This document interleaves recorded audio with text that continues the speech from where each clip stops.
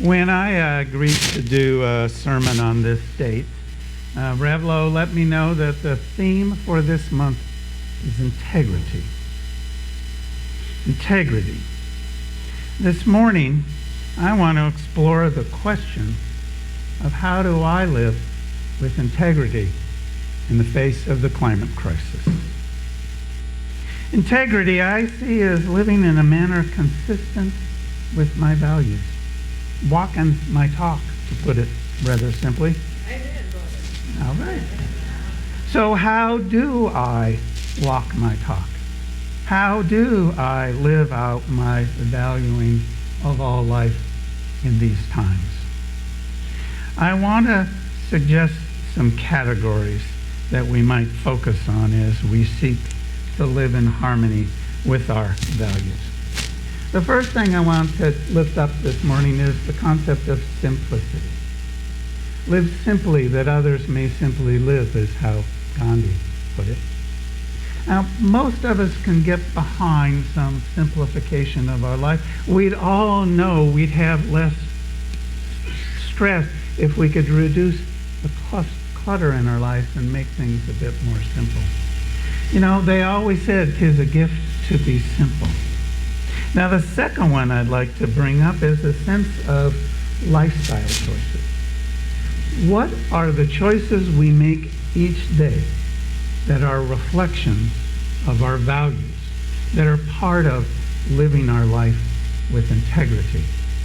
I would suggest that one of the most significant choices most of us have made, well, all of us here have made, the decision to be part of this faith community. It's a lifestyle choice.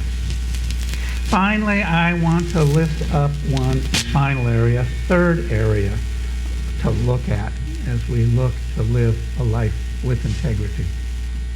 And that's sacrifice. Sacrifice. Now, sacrifice can be tougher than those others, yet it's likely the most necessary. Now, our online dictionary defines sacrifice in some different kinds of ways, and I think the differences are significant. The first is sacrifice as an act of offering to a deity something precious, especially the killing of a victim on an altar. Now, I have to admit I have a hard time with that kind of sacrifice. That's part of why I'm a Unitarian Universalist. You know, these visions of, blood sacrifices and throwing, virgins into volcanoes and all that stuff is not who we are. There is a second definition offered that I find more appropriate to today's discussion. And it reads, destruction or surrender of something for the sake of something else. Surrender of something for something else. Okay, we're getting a little feedback. You want me to do anything with this one or anything at my end, friends? Okay, well, I will trust, as I will other times today, folks in the booth to do the best they can. So the second definition, to give up something, right? And as an example, they offer the sacrifices made by parents. Any of you have any experience with that one? I thought you might. We sacrifice a lot from our children. From the very beginning, we give up sleep, a life of our own, and in time, lots of cash for toys and CDs and perhaps tuition. But are we always making the best choices for the future they will inherit? Kathleen Dean Moore, the environmental philosopher and a professor emeritus at Oregon State, asks, don't all parents want the world for their children? Fellow parents, tell me, wouldn't we do anything for them? To give them big houses, we cut ancient forests. To give them perfect fruit, we will poison their food with pesticides. To give them the latest technologies, we will reduce entire valleys to toxic dumps. To give them the best education, we will invest in companies that profit from death. We would do anything for our children but the one big thing. Stop and ask ourselves, what are we doing and allowing to be done? How everyday and ordinary are our disastrous decisions? We go busily about buying this or that, voting or not, burning up gasoline or jet fuel or split pine on a small scale in the short term, making things work for our children.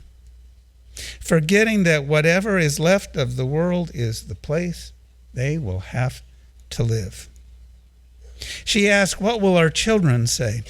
She answers, I think I can guess. This is the answer she imagines them giving. How could you not have known? What more evidence did you need that your lives, your comfortable lives, would do such damage to ours? Do you think it all belonged to you, this beautiful earth? You who loved earth, did you think we could live without birdsong or swaying trees? And if you knew, how could you not care? What could matter more to you than your children and their babies?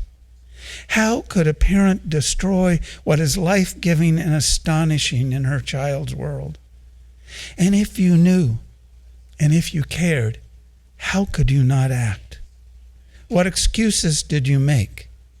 And now, what would you have us do? What would you have us do? The voices of the young activists of our time, and the imagined voices of the generations that will follow, fill me with dread, anxiety, and pain. Now, let me make a couple of things perfectly clear here this morning. I am not here to convince you about the reality of climate change. We know the data. We know the facts. And we are a people who have faith in the truth of science. I doubt if any of us are still swimming in the river of denial about the reality of climate change and human impact on it. Okay? Number two, I'm also not here today to point the finger at any one of you for what you should do. The only place I intend to point a finger today is right here. Because I know the reality, there's only one person in the world whose behavior I can truly change, and that is mine. I learned that lesson long ago in my parenting years. I learned there was no way I was going to make that kid eat broccoli if they didn't want to do it. And anything else they really were committed to not doing. Yes, I tried to convince them that it was their own best interest, or that in time it would have a positive result. Or I modeled behavior with the hope that that's what they would choose to do. But isn't that really just another way of changing my behavior? To be a model? To live out my own values with the hope that my children might do the same? Change, profound change, is what I need to continue to do. Change, or as we call it in religious terms, transformation. Transformation is what we really need to do if we're going to avert or reduce the impact of the coming climate disaster. That's the deep truth and a rational analysis of the data leads us to. And as a Unitarian Universalist, I'm a part of a religion that offers us not a creed that we're expected to believe in, but rather asks us to proclaim our beliefs and our values as deeds, to live our lives as an example of what we believe, to seek deeper integrity. Deed not creed is a kind of UU slogan. So today we look not to some higher power to fix it all for us, or to judge that perhaps because of our sins it's not worth fixing anyway. Nor do I plan to call on some supernatural or human savior to fix it for me. I gave up belief in those kinds of superheroes when I was about 11. Okay, what I do plan to do is to be honest about what is happening and what is my part in it, and what I can and what I will attempt to do about it. We know human activity is changing the climate. I know my activity is changing the climate. I always sigh every time I say that one. My activity is changing the climate, and not for the better. It's not just some distant them out there, the oil companies and their pipeline contractors and the pipeline financiers, the coal miners and the president who applauds them, who denies climate change and increases the tariffs on solar panels. Yes, they are all significant part of the problem, and we need to speak out against their excesses again and again. Yet I, too, am part of it all, because I consume the very products that the energy infrastructure exists to sell. I have bought in. I include myself in the circle of those who are responsible. I also recognize that the crisis is not just some distant disaster. I can't do that anymore.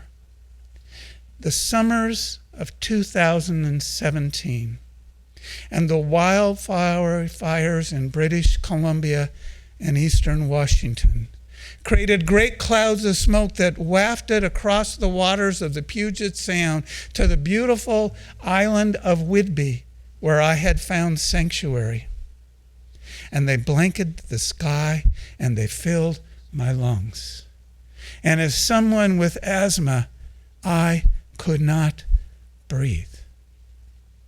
And I know those same summers there were wildfires here that blanketed the Willamette Valley with smoke. We can no longer deny what we have experienced with our own eyes and felt in our own lungs. It's not about fires in California or in Australia alone. It's all around us. Climate change and its negative impacts are happening everywhere. And I am part of the problem. Now, there are things we can all do. It's not hopeless. It's not all, gloom. We can drive more efficient cars and live in more efficient homes and eat less meat or none at all. We can change light bulbs, and we can work to change legislation and tax codes. I, like many of you, have done most of those things, if not all. So far, I've been able to do those things without sacrificing many of the things I love the most. The next difficult, yet necessary steps will require sacrifice. There are some young adults who are willing to sacrifice the very act of parenting in order to help reduce climate devastation. Salon magazine reported that, yes, a new factor has entered many young people's decision-making about becoming parents, and some, in the face of the looming crisis and growing global population, are opting out, sacrificing having their own biological children. Some are fostering, some are adopting, and some are choosing not to parent in any form. My own daughter, Lindsay, considered for a time adoption, both in response to climate crisis and the reality of children who need homes. She changed her mind, though, and she's now pregnant, and my first grandchild is due in March. The impending birth of that first grandchild deepens my commitment to slowing climate change. At the same time, it makes my own particular sacrifices more difficult. You see, Lindsay lives in South Africa. And there's really only one reasonable way to get there, and that's to fly. And flying is one of the most negative environmental things we can do. Now, I do love to travel, though 2 winters ago I had planned my first Habitat for Humanity Global Village trip. It was going to be in Guatemala. It was subsequently canceled, but not because of any decisions I made. Now, part of my time there would have been spent building, making a house for that family, but I have to confess the trip was for me, for my learning, for my pleasure, for my satisfaction. And I would have gotten there by flying. And it is one of the most environmentally damaged things that any of us can do. This is because not only does airline travel spew significant carbon into higher atmosphere where its impact is greater, but there also is an impact from vaporization, the fog, if you will, that combustion releases into the atmosphere and thus further increases the greenhouse effect that is warming the planet. I did not cancel my trip because of that, but I did explore carbon credits and pledged to buy some offsets to at least partially mitigate the impacts from my flight. Carbon offsets sometimes get some bad press.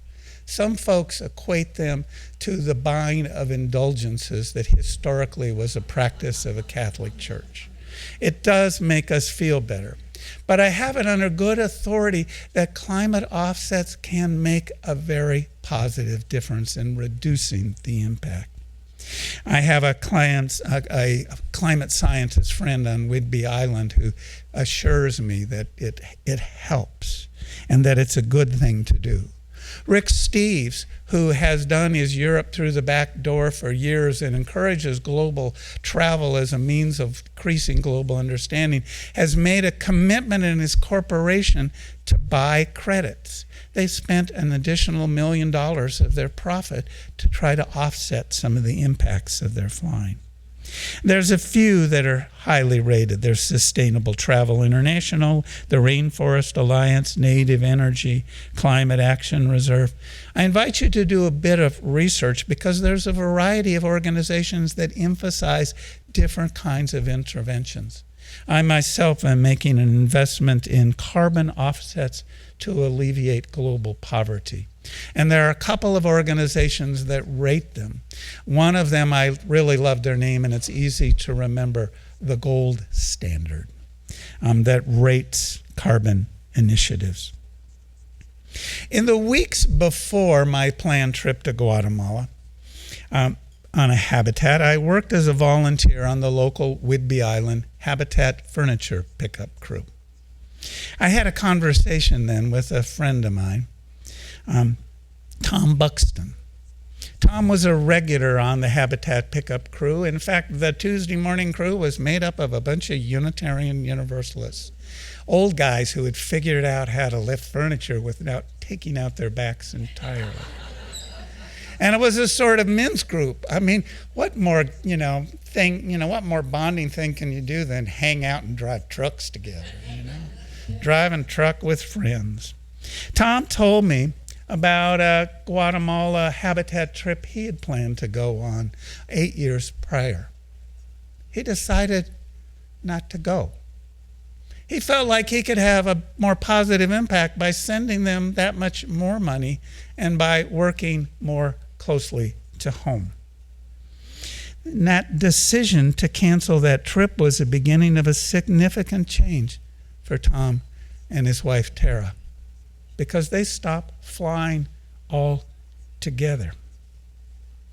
I found a particularly meaningful example for me because you see, Tom and Tara in their careers had worked for Boeing. And they had made the decision to not fly anymore. I want to follow their lead, not because I have to, or because someone else told me to, or because to do otherwise would be sinful, but because it's the right thing to do. I want to follow the lead of those whose deeds I most admire. Now, if more of us take lots of little steps towards more sustainable living, we can collectively have a significant impact. One bit of droplets at a time, as in our story. Well, we can be part of a transformation. Sometimes pictures, though, can tell the story better than just my words. So with the help of the AV crew, I have a brief video that I think says a lot about what we might do to bring about a transformation. So let's hit it. And thank you for making this work. If you've learned a lot about leadership and making a movement, then let's watch a movement happen start to finish in under 3 minutes and dissect some lessons. First, of course, a leader needs the guts to stand alone and look ridiculous. But what he's doing is so simple, it's almost instructional. This is key. You must be easy to follow. Now here comes the first follower with a crucial role. He publicly shows everyone else how to follow. Notice how the leader embraces him as an equal. So it's not about the leader anymore. It's about them, plural. Notice how he's calling to his friends to join in. So it takes guts to be a first follower. You stand out and you brave ridicule yourself. Being a first follower is an underappreciated form of leadership. The first follower transforms a lone nut into a leader. If the leader is the flint, the first follower is the spark that really makes the fire. Now here's the second follower. This is a turning point. It's proof the first has done well. Now it's not a lone nut and it's not two nuts. 3 is a crowd and a crowd is news. A movement must be public. Make sure outsiders see more than just the leader. Everyone needs to see the followers because new followers emulate followers, not the leader. Now here come 2 more people, then 3 more immediately. Now we've got momentum. This is the tipping point and now we have a movement. As more people jump in, it's no longer risky. If they were on the fence before, there's no reason not to join in now. They won't stand out, they won't be ridiculed, and they will be part of the in crowd if they hurry. And over the next minute you'll see the rest who prefer to stay part of the crowd, because eventually they'd be ridiculed for not joining. And ladies and gentlemen, that is how a movement is made. So let's recap what we've learned. If you are a version of the shirtless dancing guy, all alone, remember the importance of nurturing your first few followers as equals, making everything clearly about the movement, not you. Be public, be easy to follow. But the biggest lesson here, did you catch it? Leadership is overglorified. Yes, it started with the shirtless guy, and he'll get all the credit, but you saw what really happened. It was the first follower that transformed a lone nut into a leader. There's no movement without the first follower. See, we're told that we all need to be leaders, but that would be really ineffective. The best way to make a movement, if you really care, is to courageously follow and show others how to follow. When you find a lone nut doing something great, have the guts to be the first person to stand up and join in.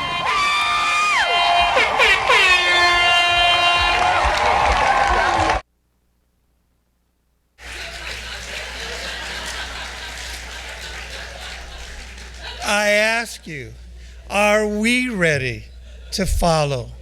Are we ready to become part of a movement? Are we ready to change, to dance a new dance, to be part of something larger, a new movement, a transformation? I have to admit, for me, my answer is a qualified yes. You see, as I said, Lindsay lives in South Africa. And distant family means I'm not yet ready to go cold turkey on flying. But I have made a pledge. I'm only going to fly once a year. I didn't fly at all in 2019. And yes, in 2020, I will go to South Africa to spend time with Lindsay, her partner, and my grandchild. I'm also combining it with a Habitat for Humanity build in Lesotho, which is a small country we're surrounded by South Africa. I'm combining trips when I travel, and I will purchase carbon credits. By the way, when I was visiting Whidbey Island after we had moved away, I was coming back off the island and I saw my friend Tom on the ferry. He confessed to me he was on his way to SeaTac, the Seattle-Tacoma Airport. You see, his mother was near the end of life. And for the first time in 8 years, Tom was going to travel to say goodbye. And he confirmed with me he had bought carbon offset credits. In the years to come, I pledge, following Tom and Tara's lead, to travel less and not just for fun. When I do travel, I will do so in more sustainable ways, and I will continue to buy carbon credits. And I will seek to more often dance joyfully closer to home. And I'll work to deepen my support for collective legislation solutions that help transform our deteriorating climate. Now, the Interfaith Earthkeepers and our own Earth Justice Committee have lots of ideas of how all of you can join in the work. After services, the fourth Sunday each month is when we meet in this congregation. In 2018, a Nobel Prize in Economics went to the Yale economist William A. Nordhaus, who had spent the latter part of 4 decades trying to persuade governments to address climate change, preferably by imposing a tax of carbon on carbon emissions. Rick Steves suggests that carbon credits are a way we can impose that tax on ourselves as we continue to make it the law of the land.